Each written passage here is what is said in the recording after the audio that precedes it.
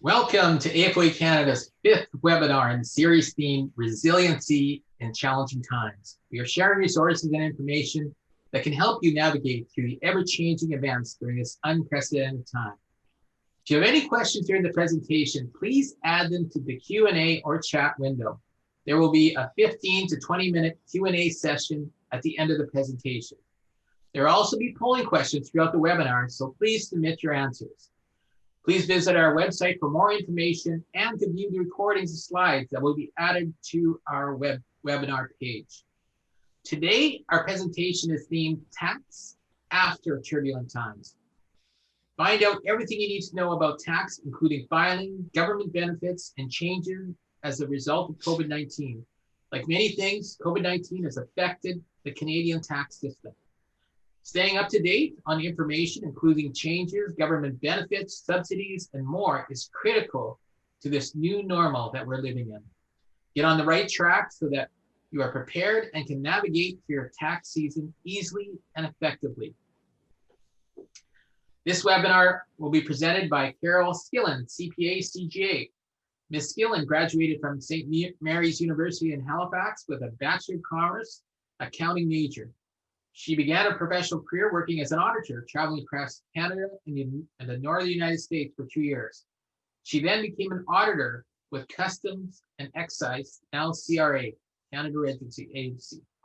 Carol stayed in audit at CRA for 25 years, steadily working on larger and larger files, and eventually became an audit team leader. For her last 5 years at CRA, she was manager in GST, HST rulings. She obtained her CGA, now CPA, designation in 1991 while working at CRA. Carol has always volunteered in some capacity, mainly in sports, where she coached Paralympic track and field for 12 years.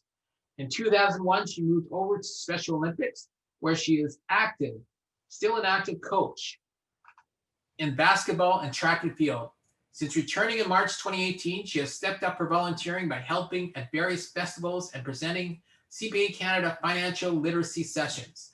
Carol's motivation in becoming a financial literacy volunteer is her belief that everyone should possess this set of skills and knowledge that allows them to make informed and effective decisions with all of their financial resources, or to have at least enough knowledge to know when to ask more questions. Welcome to AFOA Canada's second webinar series. Over to you, Carol. Okay, thank you. Thank you very much, Terry. Not much more to say about me except hi, I'm Carol. Pleasure to be here, and I do hope that the information that I'm sharing with you today will be helpful. So I will take a second to find the right screen that I want to share with you. There we go. I'm hoping that everybody can see this. So what we're going to be talking about, tax after turbulent times. There we go. So first of all, just the objective of this whole presentation, and then a summary of what the programs were that the government brought out to help people who are impacted by the economic shutdown of COVID. And then it says here proposed measures, but actually they're no longer proposed. They have been enacted. So the new measures that have taken over since the CERB expired, shall we say. Also look at some of the income tax considerations that you might have with regard to when you file your own returns, which is not too far away now. And also a few tips about dealing with the CRA, not in the sense that they're hard to deal with, but that there are a lot of scammers out there and they are taking advantage of people at this rather inopportune time. So just to be sure that you are talking to the right people, a few things that you might want to consider if you get a call from the CRA. So first of all, the point of the presentation is to provide a very high level overview. So I'm not going to get into a whole lot of detail. If you do have any questions, please put them into the Q&A box and we'll try to get to them in time. And then also what the changes, the CERB coming in, what the impact is on your particular tax return. Now, this presentation is not intended to be providing any advice because I don't have all the facts of your particular situation, and it would not be wise on my part to offer any opinion or guidance if I do not have all the information. And if you do want tax advice, then go to a tax professional or call the CRA. They are always very helpful, try to be very helpful with regard to providing answers for whatever question you might have. So moving forward, so the support program. So as mentioned, in March of this year, the economy pretty much shut down in response to social distancing measures that were put in place. And because of these restrictions, this caused businesses to go through rather hard times with respect to their cash flow. And quite obviously, this problem impacted the employees as well, because no cash flow, no employees. The government did recognize that this was a problem and implemented various measures to assist the people who were affected. Now, before I get into the actual programs, one of the questions, so CRA, my account. I just want to say my account, CRA. Anyway, one of the poll questions we have here is, do you have a CRA My Account? I would just like to know if you do or not. And we'll see if you don't mind answering the question. Okay. Host and panelists cannot vote. I can't vote. I have one. Well, as we're waiting for the results of this poll, the CRA My Account, it's not just a manner of keeping track of all your tax information, because you can get, whatever T5s were issued to you, your T4s, T4As, whatever information that you tax-wise, you can go to your My Account and you can get the summaries of everything that you have done, RSP contributions, TFSA. But it's also a gateway to many of the benefit programs and the COVID-related benefit programs as well, so that you can apply for them through your CRA My Account. And you can also update your information in the CRA My Account in case you've moved or something, so that they can make sure that your payments are going to the right place. Now, in order to register, so CRA My Account, few people don't have one. So if you don't have a CRA My Account for whatever reason, some people just don't want to go online, and I fully respect that. You can still call into the CRA. You just have to prove that you're you. So they'll ask you a couple of questions before they answer your questions. So to register with the My Account, or for your My Account, if you do want to do this, you will need to have your T1 and your most recent NOA, Notice of Assessment. You will get immediate limited access, but then you will be sent an access code through the mail, and that will provide you with full access to all the areas. But again, if you are not so inclined to go on to CRA and create a My Account, just call in. The questions they will ask to prove your identity are much the same. So make sure you got your T1 ready and perhaps your latest Notice of Assessment, because they'll be asking you for certain line items off of your T1 to prove that you're really you. Okay, so the CRA My Account, it is a useful thing if you're in there, if you have one. So the 2019 T1, so the first thing that the government did was they recognized that there's cash flow problems. Everybody's having problems paying their bills and all that sort of stuff. So they said, okay, great. What we're going to do is we're going to defer when you have to file your taxes, and if you have to pay, when you have to pay your taxes, if you have an amount owing. So initially, everything was deferred to June 1st. But then they said, okay, fine, we'll push it back even more, because we're not bouncing back from this like we thought, or like we hoped we would. So everything now was September 30th, which means that you could file your return and then make your payment up until September 30th without any worry of interest or penalties being charged against you. And this deferred deadline also applied to anybody who had to make any installments. So the June 15th and September 15th installments were also were deferred as well. Now, for people who don't file, because it's like, oh, I don't owe money, and I'm I'm not getting much back, so I'm not even going to bother. Even if no taxes are owing, you should file your return, because the returns that you file are the basis of how CRA or whatever government is providing benefit programs. That's how they determine the amount of your benefit. So my suggestion is that even if you don't owe money, then I would still file that return, because there may be credits that you're missing out on that you don't get if you don't file your return. Okay, so that's just my plug for filing your tax returns. Whether it's on time or not, that's up to you. So in the next thing that the government did and brought the most media attention was the Canada Emergency Response Benefit. Some people say CERB, some people say CERB. I call it CERB, soft C. So now, however you want to say it, doesn't matter. Basically though, this was $2,000 a month given to people who had lost their job or their hours had been reduced so that they were like not getting very much money at all, or they couldn't work because they were caring for somebody. So basically they lost their job because of COVID because they had to step away. Now, initially it was 24 weeks, but then it was extended to 28 weeks and it ended on September 26th, 2020. And so generally the requirements, like if you were an employee, is pretty much, straightforward.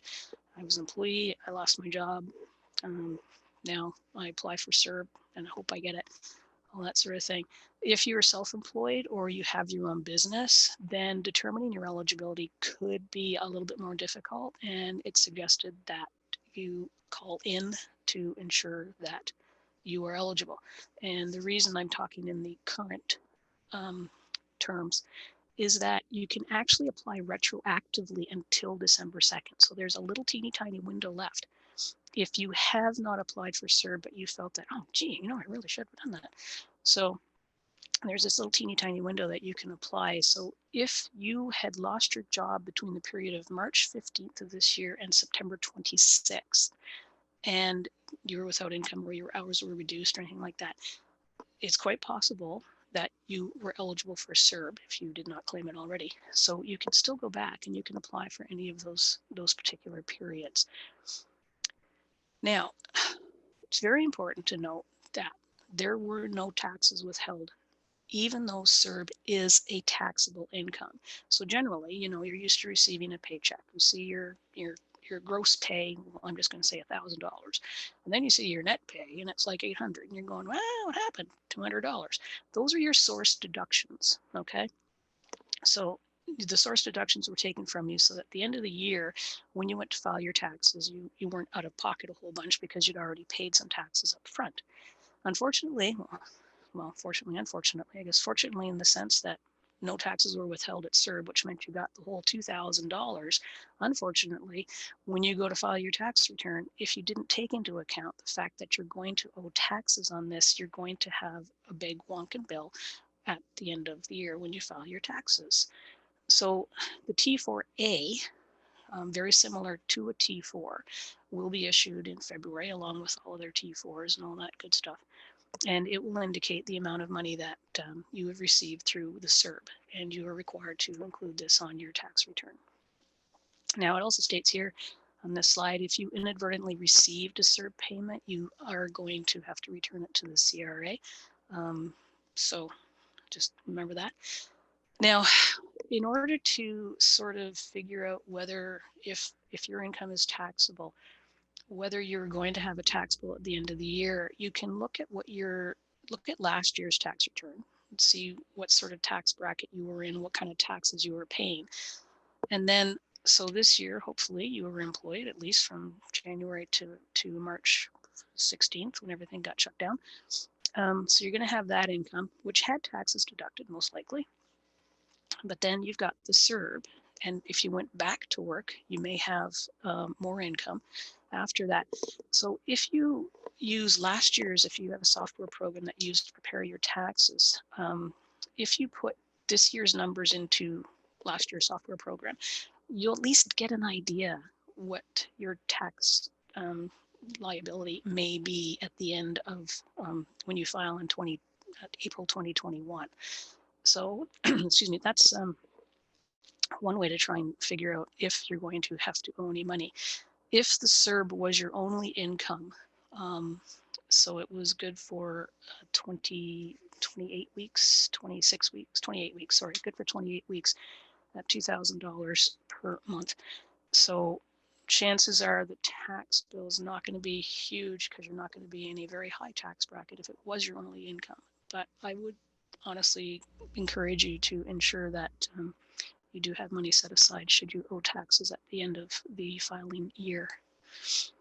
Now, with regard to CERB, so for Indigenous individuals, under the Indian Act, Section 87 of the Indian Act, if your income that you were earning through your normal job and all that sort of stuff, your usual employment, was exempt because of Section 87, then the CERB is considered to be replacing that income. So it's a very good chance that that amount would be would be exempt as well, the CERB that you received, because it replaced that in that exempt income. Therefore, the CERB would be exempt as well.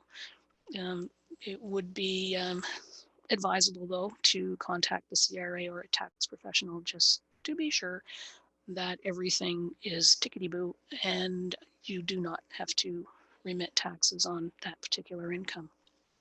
And also, the if you're a client of the income assistance program, the CERB payment may affect the amounts that you receive. So, I mean, I'm talking sort of in the past tense here, so it may have affected the amounts that you received through that income assistance program. So other things that were provided by the government, so there was the CERB, the enhanced GST-HST credit. So everybody who files and is eligible gets a GST-HST credit. It's income derived, so if your income's over a certain amount, then you're not going to get it. But what they did, the government, they gave a one-time enhanced credit, okay? And it would have been paid on April 9th, and it was an automatic thing. But it does depend on whether you filed your 2018 taxes. So make sure if you didn't get it. So if you didn't file your 2018 taxes, file as soon as possible, and you might be able to get this thing retroactively.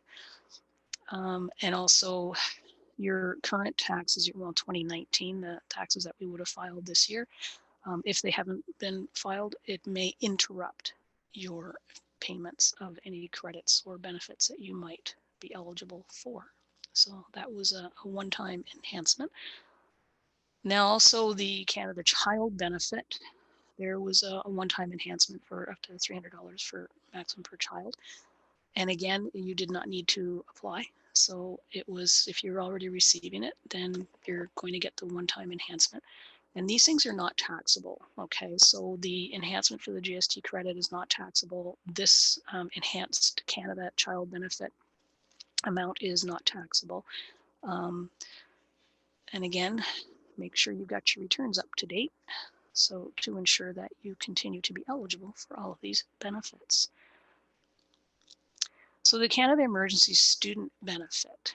So obviously, for students, it's a little bit less than what the CERB was for. As you can see here, it says $1,250 for the 4-week period, or $2,000 if you had dependents or disability.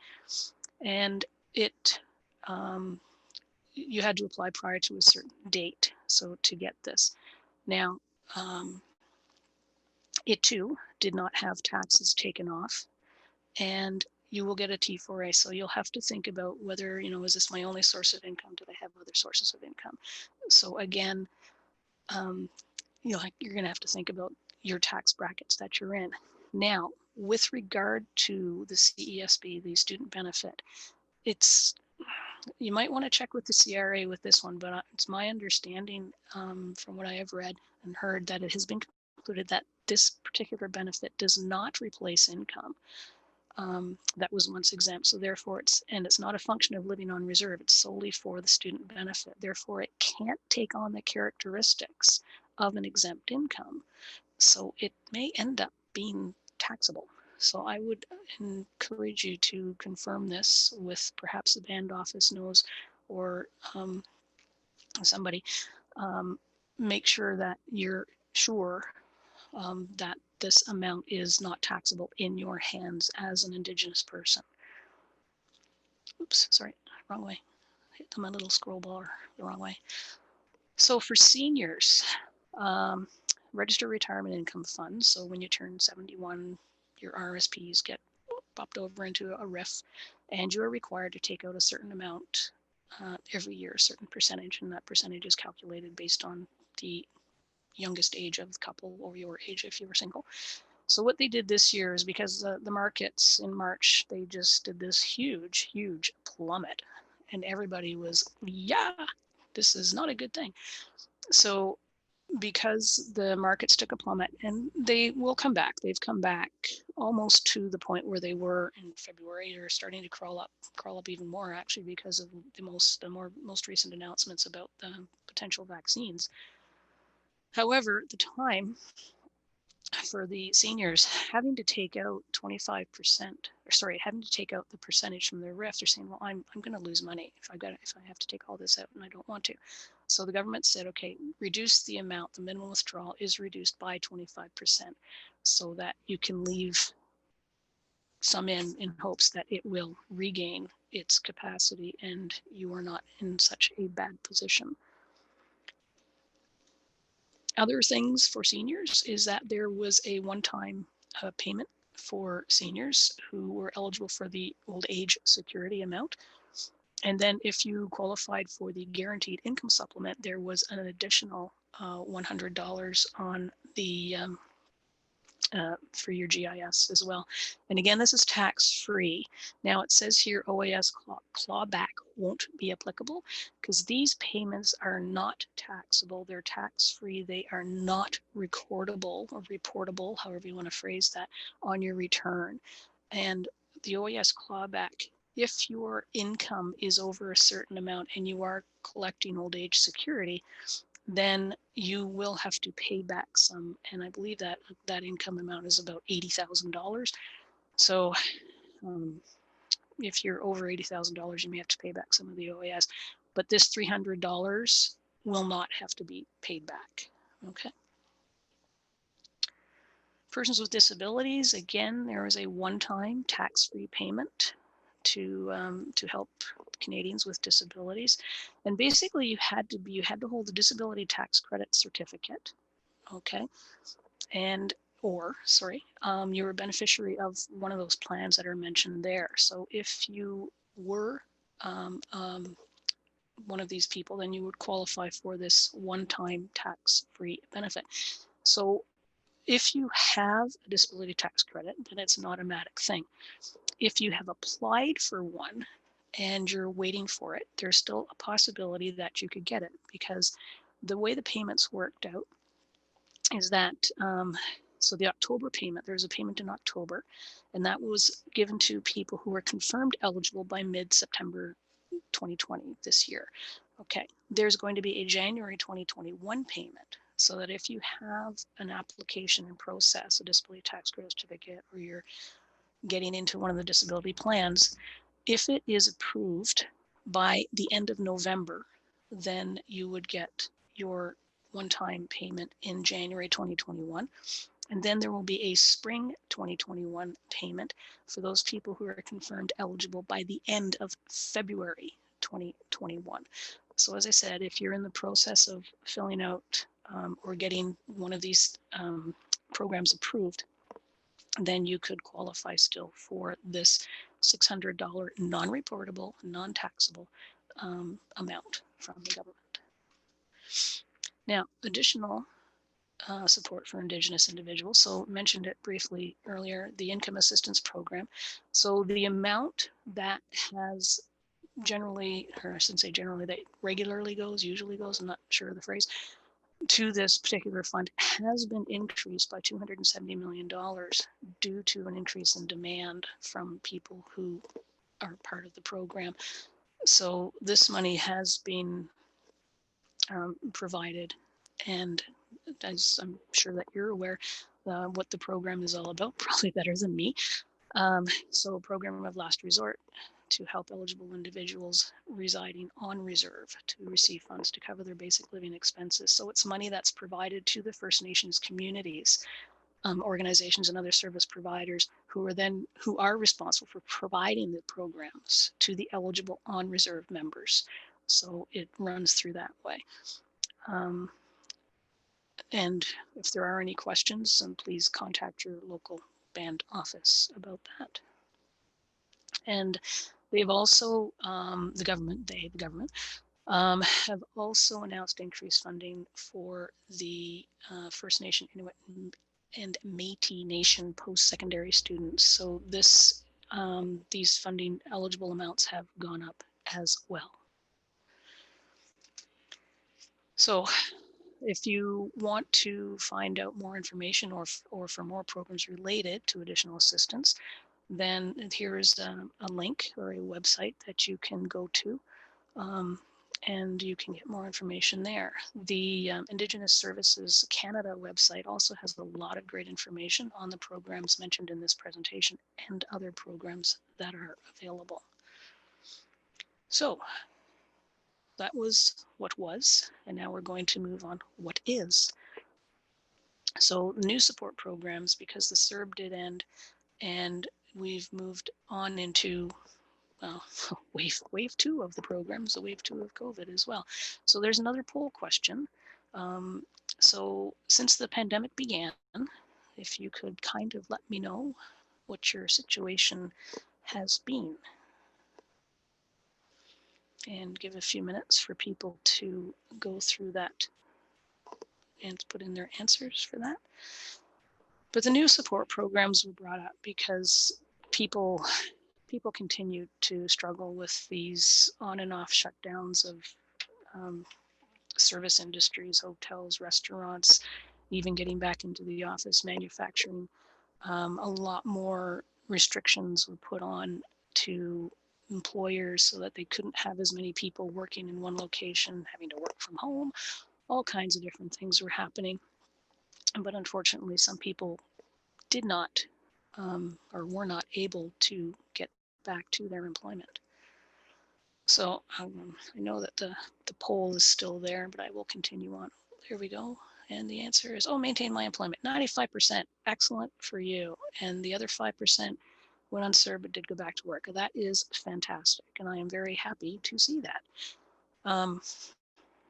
So that is wonderful. So now all this information coming up, you can tell your friends. So we'll run through it quickly since it doesn't really apply to anybody here. So when the CERB ended, it's like, things still aren't really going so well. So what are we going to do? So they simplified the EI program and they relaxed the rules a little bit so that people could qualify. So they went from generally the number of hours that you had to have worked in the previous 365 days could vary depending on where you lived and all that sort of stuff, from 420 hours to 700 hours. So the government reduced it to 120 hours. And they also established a benefit. I'm trying to say two words at the same time. A minimum benefit. There we go. Tried to establish a minimum benefit. They did establish a minimum benefit of $500 per week, which before regular EI was 55% of your income prior to collecting EI, up to a maximum of 573. So now, before you could have gotten less than 500. Now the minimum amount is 500. The max is still the 573, but the minimum amount that will be received is $500. And they are taking a certain amount of tax off of it. So that's a good thing. It may not be enough, but that's a good thing. At least they're taking some off because it is a taxable income. Again, if the income that it's replacing was taxable to begin with. And then it's available for a minimum of 26 weeks. And whereas before it could have been less. So those are the quick rules for the transition from CERB to the new EI program. And again, as mentioned, tax treatment will be similar to the CERB. So if it is replacing an exempt income, then the EI that is received will be exempt as well. And that is a general understanding. So there's three other benefits that are available. And these, the first one, the Canada Recovery Benefit, is for those people who were not eligible for EI. There are some people that were already out of work or they'd used up their EI prior to COVID hitting, so they didn't lose their job due to COVID or anything like that. But then their EI payments ran out, excuse me, so that they don't qualify for EI anymore. They don't have the required hours or whatever the case may be. So the Canada Recovery Benefit will provide $500 per week for up to 26 weeks, but you have to keep applying. You must apply every 2 weeks as long as you're eligible, every 2 weeks in order to continue the Canada Recovery Benefit. Canada Recovery Sickness Benefit is only for 2 weeks over the full year. So it started September 27th, 2020, and it runs till 2021. So if you have to leave work because you're sick or you have to self-isolate or something like that, then you can apply for the COVID, or sorry, apply for, you don't want to apply for COVID. No, you don't want to do that. Apply for the sickness benefit. So you will get $500, and you have to apply for both weeks. Okay. And even if they run consecutively, you still have to apply for each week, but you don't have to use them consecutively. So if you're sick for whatever reason, for reasons related to COVID, and you're only off for a week, and then 6 months later it happens again, then you would get those 2 weeks just at different times. And then the Canada Recovery Caregiving Benefit, that's a mouthful. Again, $500 per week for up to 26 weeks. And again, you have to apply for each subsequent week that you are going to be trying to take this. So those are 3 other benefits that are available. Oops, did I miss something? No, I didn't. Oh, there it is, sorry. I didn't miss it, right there. So withholding taxes, again, they are taking taxes off of these new recovery benefit amounts, but it's only 10%. So depending on your other income, if you happen to take these benefits for whatever reason, or know somebody that is, advise them that may not be enough, because depending on what tax bracket you're in, the lowest tax bracket we have in Canada is, I think, 15%. So it may not be enough if they don't have enough other deductions from income or tax credits to reduce their tax bill. Excuse me. And then again, like the CERB, if the income is replacing something that is exempt, then generally this particular income would be exempt as well.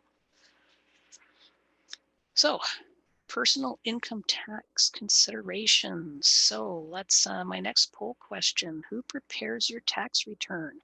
Me, by paper. I'm always curious to see if people actually paper file. Me, I use a software, a family member does it, or I pay somebody to do it. So this year, just while you're filling that out and we're getting the results tabulated. So this year is going to be a little bit different as there are new rules. Not so much different for the individuals filing their taxes, but there is a big change for the employer who's filling out T4s. Because of an information requirement that the CRA would like to have so that they can, I'm mindlessly talking here while I'm waiting for the poll results to come up. Anyway, I'll move on to the next slide. You can't see it, but anyway. So there we go. So, oh, somebody does paper file. Excellent. Software program, and you pay somebody else to do it. Oh, come on now. It's not that difficult. Just kidding. Sometimes you just don't want to do it. whether that's a good reason or not. Okay, so most people use a software program, which is fine, because when you enter your information, hopefully the software programs will be able to pick up all the little boxes, the information boxes that the CRA is wanting to have, because this year the new T4 reporting requirements, I said it's going to be a bit more onerous for the employer filling it out, because there's going to be 4 new boxes. Well, 4 new codes for the information boxes, put it that way. And each of those codes will relate to a specific period throughout the CERB.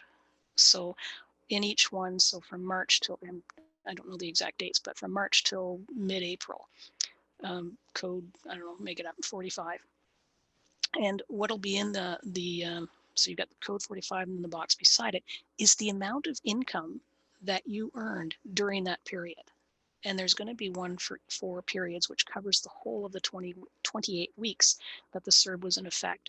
So basically what they're doing is they're ensuring that, okay, you received CERB, like that's not on your T4, but the government does know who received CERB and who didn't. So what they're going to do is probably a matching program so that, okay, I know you got CERB and I know you got a T4. So I'm going to look at your T4 and I'm going to look at these 4 boxes, these 4 information boxes to see how much money you earned in each of those periods.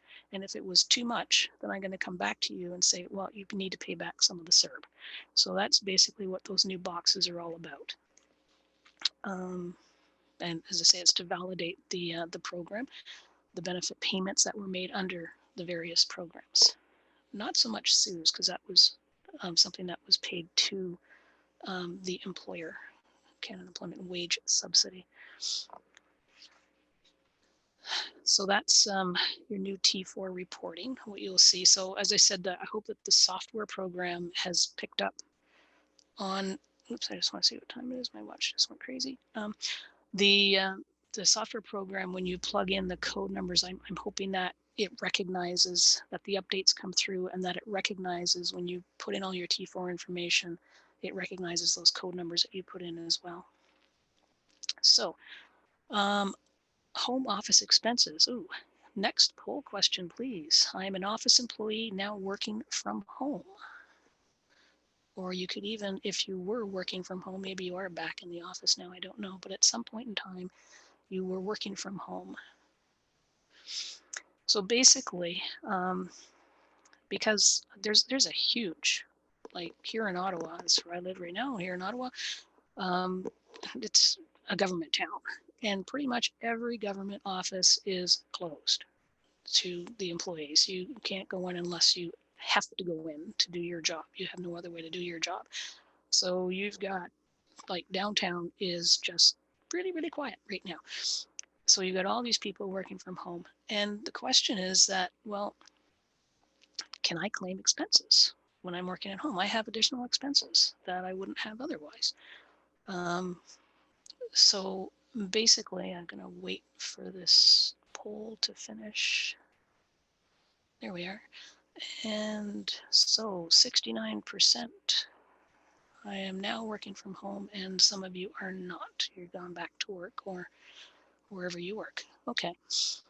So under the existing rules, how it generally works is that, okay, the employee must be required by contract, okay, and this is in the legislation, to pay for expenses related to employment and pay for their own workspace. Now, for this first part, now, what is by contract? What does that mean? Because how many people actually, when you start a job, yes, you sign papers, you sign your tax forms and all that sort of stuff, but you don't actually sign a contract to say, I'm going to come and work here and my work is going to be in the office. It doesn't state that. So there is an old CRA ruling from quite a while ago that says a contract can include a general agreement, even a verbal agreement. And then in September 2020, so September this year, the CRA did confirm that the requirement to work from home does not need to be in writing. Okay, so that's the first part of being able to claim home office expenses, that you're required to work from home. Your employer shut down the office, you're working from home, you're required to work from home. So you got that part covered. So the next part, if you meet the first two stipulations, then meeting one of the additional. So the first stipulation is you're required to work from home, pay for expenses. Okay, so you're doing all that.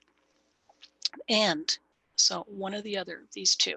The workspace is where you principally perform 50% or more of the time your employment tasks. Okay, or the second one, used exclusively for your employment tasks on a regular continuous basis. That one is more for salespeople or commission people. So the first one here, workspace is where you principally perform your employment tasks. Now, principally perform, what is that? So you've been working from home since March and you are mandated to do so.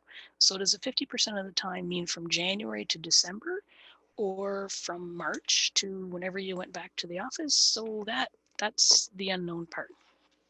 And hopefully CRA will provide some clarity on that particular part of the requirement, because it is one of the criteria that you have to meet to get the home office expenses.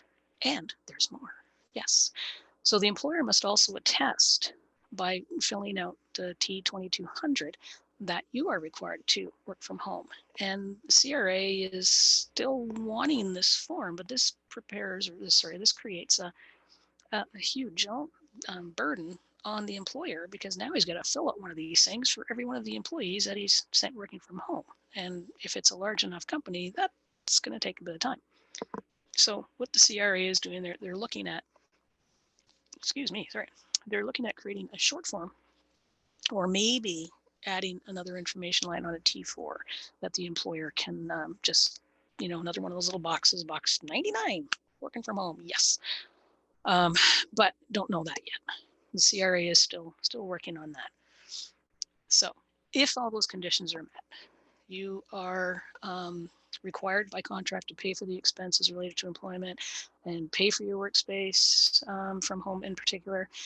And you either perform your task principally from that employment, from that workspace, or you're meeting customers and you got a phone. So if all those conditions are met, okay, then you can get some home office expenses. So what are they? What can you get? And generally, utilities, rent, internet, things like that, hydro, heat, all that good stuff. So those are an example of some of the things that can be deducted against your income, okay? But you cannot take expenses on account of capital, which means improvements to the property. You can't take that. You can't take your taxes, insurance, or mortgage interest. You cannot deduct those things. And anything that is reimbursed by your employer, you cannot deduct as well. And very important to know that when you're looking at home office expenses, you can't deduct 100%. So you can see behind me, I'm obviously in a little study that I have in my house, but the study is used for a lot of things. Okay, well, I'm not working, I'm retired, doesn't matter, but let's say I'm working. So how much of this particular space in the house does this little study take? And how much time do I actually spend in it working? These are considerations that you have to take with regard to calculating the home office expense.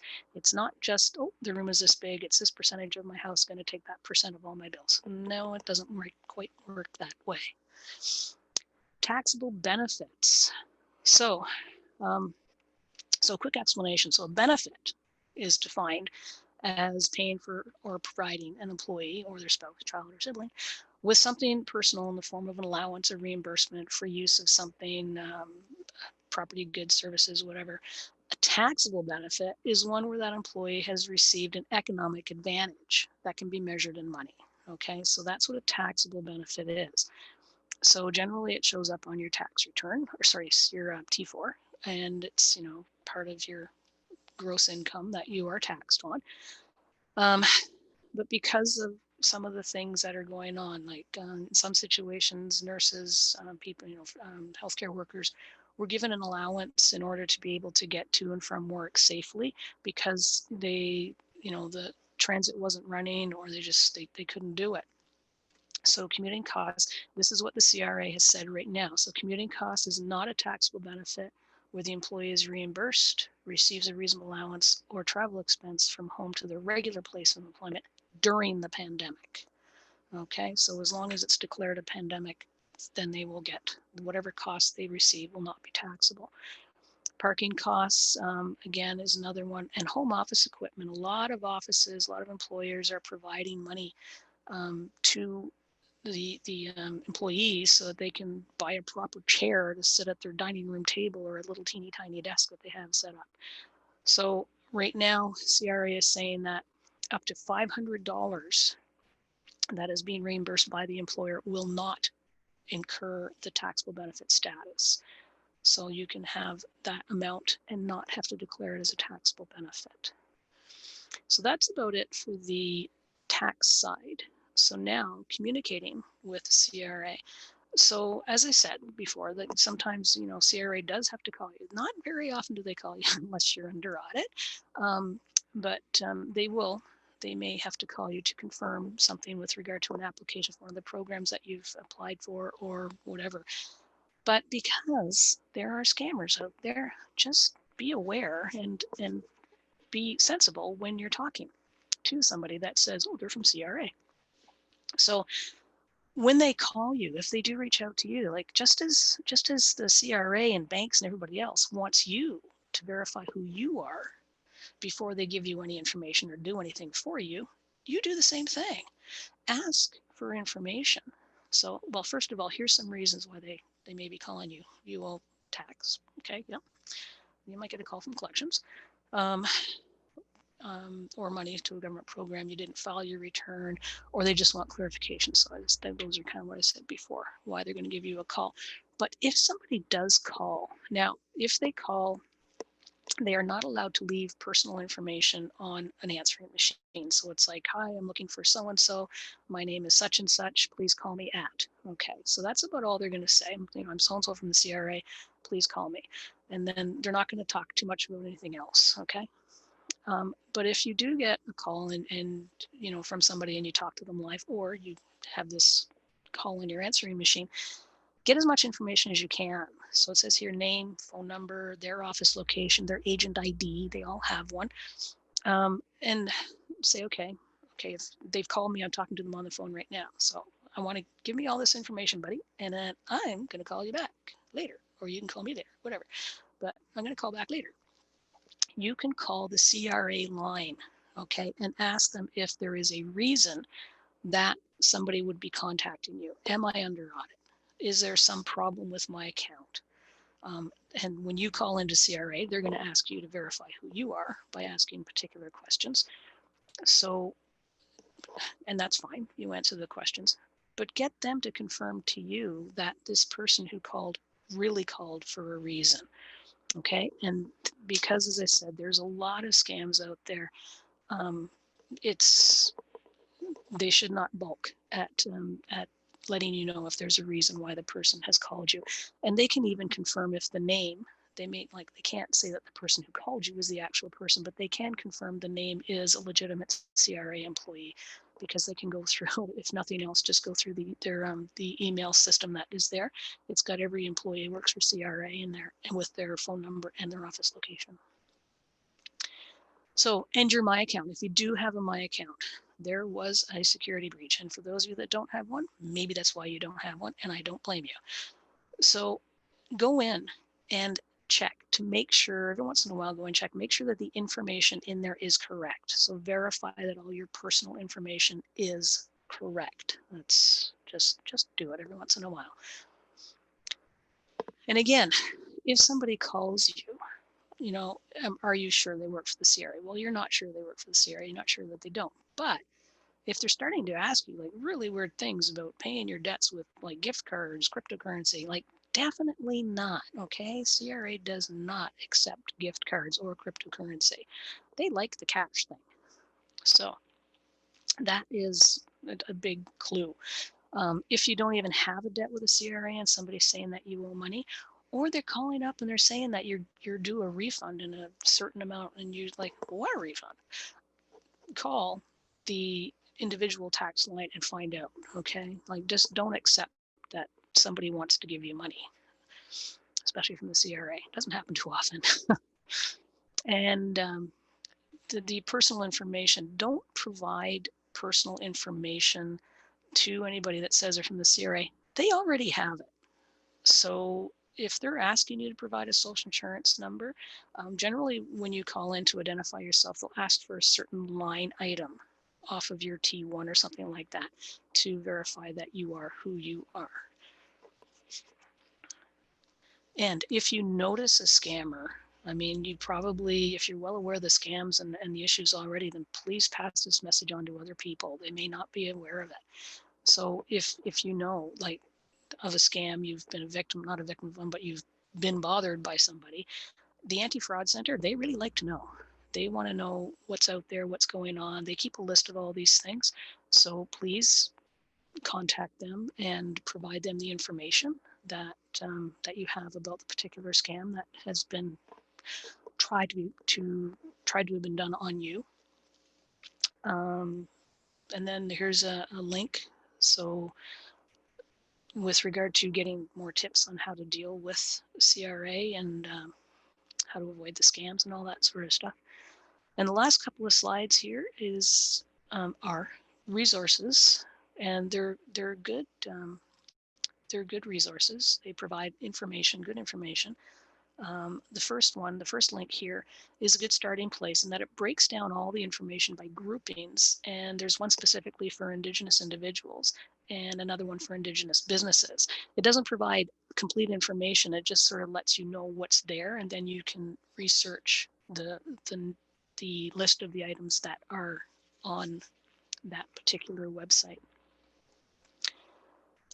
More information, so the GST credit, Canada Child Benefit, security best practices for CRA. These are all places you can go for more information. If you did not receive the GST credit benefit and you think you should have, you can find out more information. Same thing with the CCB. And here is information for SERB, and that's the student benefit for Indigenous individuals. So that is about it for me. And at this point, we can go to questions. Okay, so if we have any questions, if you could put them in the Q&A, and we can certainly ask Carol if you have any questions you'd like answered by her. And I thought that was a really good presentation, Carol. Thank you for that. You know, when you talked about the SERB payment, yeah, it could be tax exempt, but it obviously depends on the situation of the individual. But I understand the principle that you're saying is if it replaces tax exempt income, then it would be tax exempt. But it's very individual specific, right? Yes, so that's why you're saying yes. You have to get tax sort of advice on it, because there could be other items in an individual's income tax or sources of income or whatever that come into play. That's your, yes, yeah. That's your point, and right? An individual can also have some income that is exempt via Section 87, and they may have some that is not as well. So you have to consider that factor as well. Okay. So there, Sandra McCarthy has asked a question, which is a client who has recently released from incarceration and has EI weeks available. Can he still apply for EI benefits? If he qualifies, I don't, quite honestly, I don't know a lot about EI, but because they've relaxed the rules, like, does he have hours worked? He has EI weeks available. So is he still eligible for EI? Like, he would have to ensure that he is eligible. I'm sorry, I can't really answer the question because I'm not. If he's eligible, he can apply. Put it that way. Where would Sandra be able to get that information from? I don't have it off the top of my head, but you can get information from the CRA website about the eligibility. Are you talking specifically about the new rules? Here we are. Yeah, if on the resource pages that were there, I'm just going back. Well, she said, yes, new rules, the new rules. Yes, in the new rules. So if they meet the new rules, so essentially it's pretty much similar to the SERB rules at $5,000 income in 2019, or you have the 120 hours of work activity in the 365 days prior to applying, then you would be eligible. But I would call into the line on the CRA website. They have, contact us, and for the various programs, there would be specific phone numbers. And I think it might even just be the general one that was on one of the slides here. Then I would call in to ensure that you're eligible, because I don't know, he said recently incarcerated, did they just get out last week? They may not be eligible if they just got out last week, kind of thing. I honestly don't know. I'm sorry. Okay. Linda Anderson asked the question, do you know if CRA agents are working from home and do they have access to personal tax information? Yes, they are working from home. And how it works, because we've had this for quite a while, what we call secure remote access. Prior to when I retired, I was still able to log in to CRA website from anywhere. So they have a secure remote access link, virtual private network, I think it's called VPN, that they can get in and they can access all the databases and all that sort of stuff. So they do have access to personal information via their work computer, but only if they log in through the secure remote access. So that's my understanding, is that's how they're getting access to the information. Mm-hmm. Yeah, I know. I've called in a few times, and like the first thing you got to be prepared to wait a bit. I guess you could say, but at least they tell you how long you could wait. Yes. Yeah. Um, Yeah. Yeah. The other thing that I thought was, and any other questions people have, we probably have time for a couple more questions. Another thing that I thought was really interesting was the home office expenses part. So, and I noticed that you mentioned there what's, things that are certainly not eligible, which is like property tax, sort of your insurance and mortgage, I guess mortgage, The interest. Yeah. interest, yes. Now, typically, if it's sort of a business, those would be eligible, right? But in this case, I imagine why they're not doing that is because you're already incurring that. Correct? That's exactly right. When you say business could have it, it's because they have a business location. So you don't Right. live there, right? So it's 100% business. Now, if you have, let's say you work from home all the time and you had a dedicated room, let's say you're a psychologist, okay? And you have a dedicated room in your house with a separate access that is only used for your business, okay? That would be different than you setting up camp at your kitchen table because it's the only space big enough for you to spread all your documents out, because that kitchen table is used to have breakfast, lunch, dinner, the kids do their homework on it, whatever the case may be. So it's not used 100% of the time. And it's exactly as you said, you're already incurring hydro, you're already incurring your internet expenses, things like that. When I was auditing, we would go out and the people who work from their home, it's like, okay, we would actually go and measure the room that they're using, compare it to the house. And when you live in a house, I live in a bungalow, so it's, we'll say 1,000 square feet, but I have to include the basement. So it's actually 2,000 square feet. My little room here is, I don't know, we'll call it 10 by 10, 100 square feet. So it's not, a small percentage. And then I just claim all that. How much time do you actually use that room for your business? Do you use that room for your business and something else? Do your kids come in there and play on the computer? So these are things. And then your internet, you've always had internet. You've always had, you've paid your $50 a month, whatever, for your internet. Did you increase it because you work from home now? You had to increase your data? That might be something that would be allowable. But if you didn't increase your data, it's still exactly the same. It's like, well, but that was your personal stuff anyway. So the CRA auditor is going to be questioning you on whatever you're putting in. So just do your calculations, do your physical space calculation, do your time calculation. And that's how you would come down to what is allowable as a home office expense. Mm-hmm. Okay, good. Yeah, I was kind of, and as well with you. I'm glad you mentioned this thing about commuting costs and parking costs because that was another thing that I was kind of curious about. That's for sure. Oh, the taxable benefits. Yeah. Yeah, it's a different world now, isn't it? Yeah, and then of course that's only there for during the time of the pandemic, right? Yes, exactly. And if there's not any question, I'll just make this quick comment, which is I did really like what you said about the scams. So like to ask for the individual's name, where they or location, their agent ID, right? And then you can verify that. I think that's something certainly I'm going to pass on because you hear so many of these stories, right? And yes, you call in and just verify the person's information, right? That's because when I call in and speak to a CRA person, they do say their agent ID, right? Very quickly. I don't know if we could ever possibly write it down, like 6133956, right? But yes, at least they do, right? Yeah. Okay, well, I don't see any more questions in the Q&A, so certainly I'd want to thank you, Carol, and certainly all our participants for registering for today's live webinar. I would like to mention that AFOA Canada is offering several virtual training programs, including a tax clinic training, capacity development workshops, and our certified education courses, including our new Indigenous Human Resources Professional Certification. This week, I'd like to highlight our free National Virtual Tax Clinic Training Workshop. It's scheduled for December 1st to the 4th, 2020. Please note that these are half-day sessions over 4 days.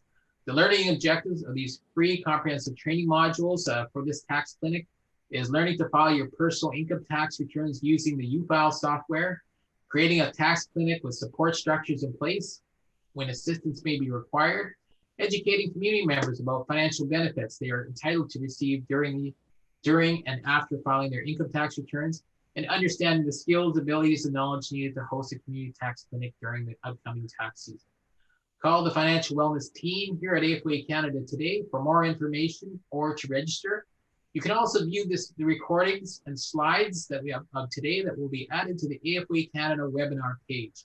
If you register and attend 3 of our webinars in this series, you are entitled to, it will be entered into a win a prize and will be contacted by email. Good luck, everyone, and please fill out the survey, which will appear after the webinar. Goodbye for now.